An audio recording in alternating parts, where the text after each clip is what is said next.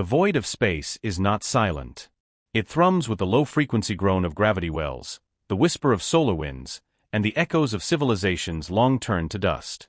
In the grand glittering expanse of the galactic concord, 100,000 species danced their intricate ballet of politics, trade, and war. They built ships of shimmering bioalloy that healed their own wounds, vessels of pure energy that phased through nebulae, and leviathans of dark matter that could crack a planet's core. And then there was humanity. Not new to the stars, but quaint. A species that had clawed its way to fusion drives and FTL through sheer stubborn iteration. They arrived not with graceful silence, but with the rattling hum of antiquated engines and the charming baffling scent of ozone and rust. Their diplomats spoke of peace, of history, of community. The Concord, in its magnanimous boredom, granted them a seat at the furthest stickiest table in the Grand Assembly. They were seen not as a threat, but as a curiosity. A living museum. Their territory was small, a handful of systems orbiting a stable, yellow star. And at the heart of it, orbiting their verdant, water-rich homeworld, was their pride and joy. Their heritage fleet. The Concord envoys who toured it stifled laughs behind datapads. Floating in the silent geosynchronous orbit over the blue marble of Earth was not a defensive grid, not a fleet of pristine warships. It was a junkyard of nostalgia. The UNSS Endeavour, a first-generation colony ship, its titanium hull pitted with micrometeorite scars, its rotation sections stilled forever. The ISS Guardian, a pre-FTL orbital station, its modules looking like a child's tangled building blocks. And the ships. Great, hulking things of hardened steel and ceramic composite. The UNSC Atlas, a dreadnought from their interplanetary war, armed with projectile weapons that fired solid slugs of tungsten. The TNS Vanguard, a flagship from their unification conflict, boasting primitive laser batteries that would overheat after 3 consecutive shots. To the Concord, it was adorable. Pathetic. A species so sentimentally attached to its violent infancy that it put its obsolete weapons on display for all to see. The Volukri, avians with iridescent feathers and a belief in aesthetic purity, called it a monument to inefficiency. The Grath, hulking litho beings who communicated via seismic rumbles, found it structurally unsound and emotionally illogical. The Silari, ethereal energy collectors, simply could not comprehend the concept of preserving a tool past its functional period. The human ambassadors would just smile, a strange, tight-lipped expression. They are not just tools, they'd say. They are reminders. Of where we came from. Of the price of peace. The Concord dismissed it as philosophical babble. Peace was maintained by overwhelming modern force. Not by relics. That arrogant dismissal would be the first crack in the galaxy's understanding. The threat came from beyond the Concord's maps. The Drak. A devouring swarm, a hive mind of chitin and cold purpose. They did not communicate. They consumed. They stripped worlds, processed entire biospheres for raw materials, and moved on. Their ships were organic horrors, grown not built. Weapons that fired streams of corrosive acid and bioplasmic torpedoes. They hit the Concord's fringe worlds first. The elegant bioships of the Volukri were dissolved into nutrient sludge. The energy shields of the Silari were overwhelmed by a torrent of living matter. The Grath's planetary fortifications were bored through by billions of molecular acid drillers. Panic, cold and utter, shot through the Concord.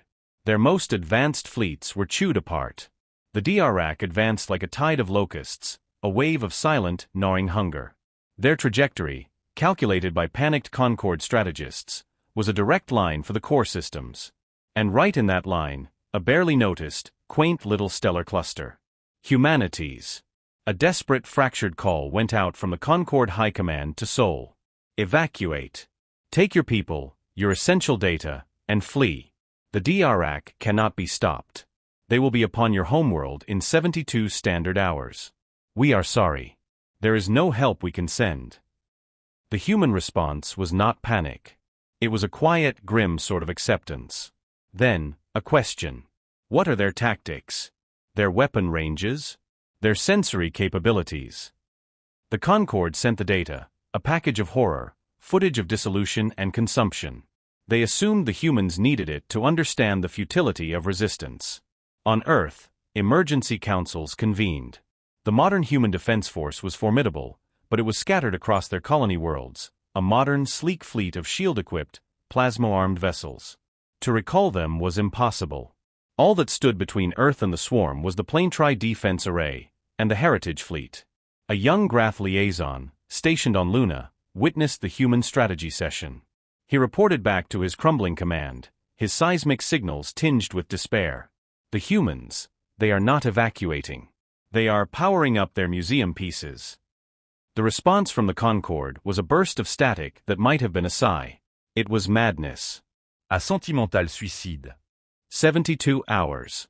The clock ticked down in the quiet corridors of the UNSC Atlas.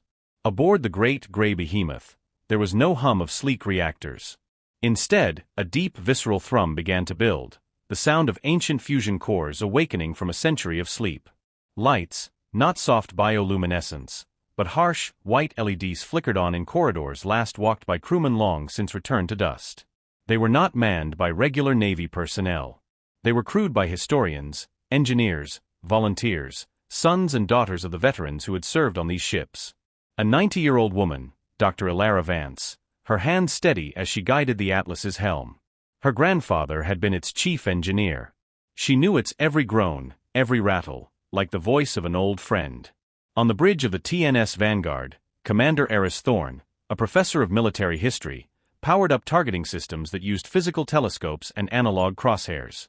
"Bring the rangefinder online," he said, his voice calm. "Load the kinetic batteries.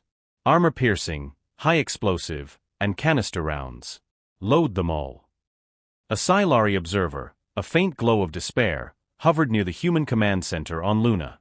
"You fight poetry with stone axes," it whispered, its voice like wind chimes. "You will be erased." Dr. Vance looked at the shimmering entity, her eyes reflecting the tactical hologram, a wave of red Dirac bioships, 1,000 strong, descending on Sol. "We're not fighting with stone axes," she said softly. "We're fighting with history. And history, young one, has very, very sharp teeth." The Dirac swarm entered the system. They ignored the small, modern defense satellites. They sensed the large metallic objects near the third planet. Rich in metals. Easy processing. They altered their descent vector, a river of chitin and pulsating flesh flowing toward the Heritage Fleet. The Concorde watched via garbled, distant feed. They saw the swarm engulf the human formation. They saw the first bioplasmic torpedoes streak out, glowing green against the black. This was it. The end of a charming, foolish species. On the Atlas, alarms blared, not digital tones, but clanging physical bells. "Incoming projectile swarm," a young technician yelled, his voice cracking. "All hands, brace for impact." Vance ordered. "Helm, bring us about to heading 020. Present our broadside." Broaside. Ma'am? "They're all around us." "You heard me." The bio-torpedoes struck. The viewports on Luna showed the Atlas wreathed in green corrosive fire. The Concorde observers turned away. It was over. But then, the fire dissipated. The Atlas emerged, its gray steel hull blackened, steaming, but intact. The primitive, foot-thick, tungsten carbide reinforced steel had not been dissolved. The acid, designed to break down advanced polycrystalline alloys and organic bonds, slid off the dense, old-fashioned metal. It etched the surface, but failed to penetrate. The ship's internal atmosphere held. A stunned silence fell over the Luna Command Center, broken only by the Silari's soft chime of confusion. On the Atlas bridge, Vance coughed in the smoke. "Report. Hull integrity at 92%, Captain. Minor compartment breaches, sealed. That splashed off us." A grim smile touched her lips. "Their weapons are designed for your ships. For delicate technology. They've never seen brute force engineering. Gunnery. Report enemy range. Swarm is within 10,000 kilometers and closing. They're clustering for a concentrated strike." "Fireplan Sigma," Vance said, her voice cutting through the chaos. "Target the central hive ship. All forward batteries. Let's remind them what a cannon sounds like." Deep within the Atlas, massive magnetic rails, a kilometer long, charged with a rising whine that vibrated through the entire frame. On the outer hull, armored shutters slid back, revealing barrels wider than most Concorde fighters. The Drak swarm gathered, a buzzing, living cloud. Vance spoke one word. Fire. The universe seemed to hold its breath. Then, it screamed. Tungsten rods, each the size of a city bus, were launched at a significant fraction of light speed. There was no elegant beam of light. Just a violent concussive thump that shook the Atlas to its keel, and a streak of vaporized metal as the projectiles vanished. A microsecond later, they struck the lead Drak bioship. The effect was not an explosion. It was an erasure. The organic vessel, the size of a mountain, simply ceased to exist in its center. The kinetic energy transferred was so vast, so brutal, that it triggered a chain reaction in the ship's unstable bioplasma core. The hive ship detonated in a silent, spectacular bloom of green and orange fire, shrapnel of chitin and viscera tearing through the swarm clustered around it. The Concorde feed went from static to a sharp, clear focus. The Graph liaison seismic sensors spiked with shock. On the Vanguard, Thorn watched the fireworks. Their formation is disrupted. They're trying to reorganize. Energy spike. They're focusing their acid streams on the Endeavor. The old colony ship, unarmed, was the focus of a dozen Drak vessels. Streams of corrosive liquid converged on its silent hull. Helm, Thorn said. Full ahead. Put us in between. Sir, the Vanguard doesn't have the armor of the Atlas. Our shielding is minimal. I didn't ask for an analysis, Lieutenant. I gave an order. Full ahead. The Vanguard, a relic of a different war, engines flaring with outdated but powerful plasma drives, lumbered into the path of the acid streams. They washed over its forward hull, eating through the outer ceramic plates. Alarms shrieked. Hull breach on decks 5 through 7. Sealing now. Laser batteries. Target the sources. Free fire. The Vanguard's lasers, primitive and short-ranged, lanced out. They didn't pierce the Drak's organic shields. But they didn't need to. The intense, focused heat cooked the chitinous armor. It blackened, cracked, and the volatile biofluids within superheated and burst. Drak ships began to pop like grotesque balloons. Their own internal pressures turned against them. They're vulnerable to sustained thermal transfer. Thorn yelled, his voice raw. They're used to quick high-tech kills. They can't handle a grill. The battle dissolved into a chaotic, brutal melee. It was not a dance of fleets. It was a barroom brawl in the dark. The human ships, built to withstand direct hits from weapons of similar brute force, tanked blows that would have shattered a modern Concorde vessel. Their weapons, slow-firing and short-ranged, hit with the subtlety of a tectonic plate shift. The ISS Guardian, the pre-FTL station, became a fortress. Its modules, pressurized and independent, sealed off breaches instantly. From its docking ports, ancient but serviceable missile pods unfolded and fired salvos of nuclear-tipped warheads, weapons banned by the Concorde for millennia. The Drak had no concept of radiation.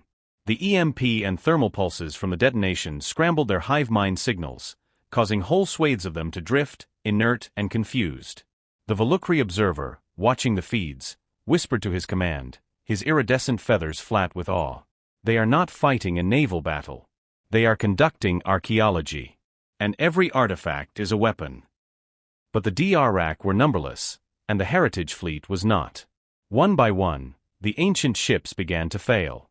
The Vanguard lost its main engine, venting plasma into the void. The Guardian central hub was breached, its commander ordering a final self-destruct sequence that took 100 Drak ships with it in a silent sunbright flash. The Atlas was the last bastion. It floated, a battered burning fortress, surrounded by a tightening ring of the swarm. Its ammunition was low. Its reactors were failing. On the bridge, Dr. Ilara Vance sat in her command chair, her console flickering. The faces on her view screen were young, scared, smudged with soot. Her crew. The Concorde feed showed the end. The Graph rumbled a dirge. The Silari dimmed. Humanity had fought with more courage and ingenuity than any could have imagined, but physics and numbers were final. The Drak hive mind, learning, had adapted. They had stopped firing acid. They were moving in, to physically grapple the Atlas, to board it and consume it from within. Vance looked at the image of Earth, hanging in the viewport behind the encroaching horror. She thought of her grandfather, of the stories he told of the interplanetary war, of holding the line at Ceres against impossible odds. He had a phrase for it.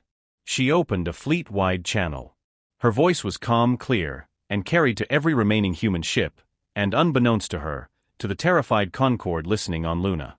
"All remaining hands," she said. "This is Captain Alara Vance of the UNSC Atlas. We have done the impossible. We have held the line. But the job isn't finished. My grandfather served on this ship. He told me that the Atlas wasn't just a warship. It was a promise. A promise that no matter how dark the night, humanity would have a shoulder to bear the weight of the world." She took a breath. The DRAC ships were close now, their organic tendrils reaching out for the hull. "Well," she said, a hint of that old tight-lipped human smile in her voice. "It's time to shrug." She turned to her weapons officer. "Activate the Götterdämmerung protocol. Authorization Vance Epsilon 79. The officer's eyes went wide. "Captain, that's a myth. A scuttlebutt story from the war. It's in the original schematics, son. In the paper backups. Under contingency, last stand. Do it." Across the dying ship, a sequence was initiated. Not digital. Manual. Crew members ran to forgotten, armored compartments deep in the engineering bays. They turned physical keys. They pulled levers. The Atlas shuddered. Deep within its belly, in chambers kept secret even from most of its own historical records, a final awful system came online. The DRAC swarm made contact. The tendrils latched on. On the bridge, Vance watched her readouts. Reactor feedback loop engaged. Primitive fission cores, the ship's original power source, brought to critical. Magnetic containment, disengaging. She leaned back, looking at Earth one last time. "Tell them," she said to the open channel, to history itself, "that we remembered." The UNSC Atlas did not explode. It unmade itself. The ancient, unstable fission cores, buried in the ship's heart like a hidden poisonous seed, went supercritical. But the Atlas's designers, paranoid and brilliant, had built a final terrible weapon around them. The ship's entire mass of tungsten and steel, its magnetic railgun systems running in reverse, became a focusing lens. For a nanosecond, at the center of the swarm, a miniature star was born. Then it collapsed. And from that point, a spherical shockwave of pure hyperaccelerated shrapnel, every gram of the Atlas's formidable bulk, expanded at near-relativistic speed. It was the universe's largest shotgun blast. The DRAC swarm, enveloping the ship, was vaporized. Not just destroyed. Atomized. The wave of devastation ripped outwards, clearing a perfect, clean sphere of space 50,000 kilometers in diameter. Silence. Absolute, profound silence. On Luna, the Concord observers were frozen. The Graph liaison was sending a constant stunned seismic signal. They turned their tomb into a bomb. They turned their history into a weapon. The Silari pulsed, a slow, odd rhythm. They did not just die defending their past. They used their past to defend their future. The Valkyrie preened his feathers, a sign of deep respect. They fought with the ghosts of their ancestors, and the ghosts fought with them. The DRAC swarm, its central coordination shattered, its numbers halved by the final, shocking detonation, broke. The remaining bioships, devoid of cohesive direction, drifted or fled mindlessly into the void. The modern human defense force, finally arriving from the colony worlds, mopped up the stragglers with clinical efficiency. But no one paid attention to the cleanup. All eyes were on the drifting molten debris that had been the UNSC Atlas. On the shattered heroic remains of the Heritage Fleet. The Concord dispatched a delegation. Not of envoys, but of admirals, philosophers, and historians. They came to Earth not with condescension, but with a humility that bordered on reverence. They stood in the rebuilt Luna Command Center, now a memorial. Holograms showed the battle. The brutal effectiveness of the kinetic weapons. The shocking resilience of the primitive armor. The final, sacrificial detonation. The Grath Admiral, his stone-like form etched with new deliberate scars of honor, spoke first, his voice a low rumble. "We misunderstood. We saw relics. You saw foundation stones. Your strength is not in your technology. It is in your memory. You do not discard your past. You build your future upon it, even the ugly parts. You learn from it. You honor it by understanding its weight. The Volukri diplomat bowed, his iridescent plumage reflecting the holographic light of the Atlas's last stand. We strive for aesthetic and efficient perfection. You embrace pragmatic imperfection. You make shields out of your flaws. You make weapons out of your regrets. It is horrifying and beautiful. The Silari floated before a human technician, its light gently touching the woman's hand, a gesture of profound connection. You are not beings of the present moment, as we are. You are the sum of all your moments. Your ships were not metal. They were memories given form. And memories, it chimed softly, cannot be dissolved by acid. A human ambassador, her eyes still red-rimmed from mourning the lost volunteers, stood before them. We are a young species, still learning. We know our history is full of violence, of pain. We don't hide it in our museums. We put it on display, not to glorify it, but to remind us. To remind us that peace is not a default state. It is a choice. A choice that must be made every day, and sometimes, it must be defended. Those ships, she said, pointing to the stars where the debris field drifted, defended that choice. They were the physical manifestation of our promise to never forget what we are capable of, both the darkness and the light. The galaxy watched the reports. The story of the Sentinel Battle of Sol spread. The mocking terms museum ships and relics vanished from the Concord lexicon. They were replaced with new words, borrowed from human languages: Sentinel Vessel, Legacy-class Defender, Ancestral Bulwark. Other species began to look at their own histories. The Volukri started preserving decommissioned ships, not for beauty, but to study their structural flaws. The Grath began inscribing their military failures onto their planetary crust, so they might never be forgotten. The Silari started weaving the light echoes of past tragedies into their communal songs. Humanity had not just saved their home.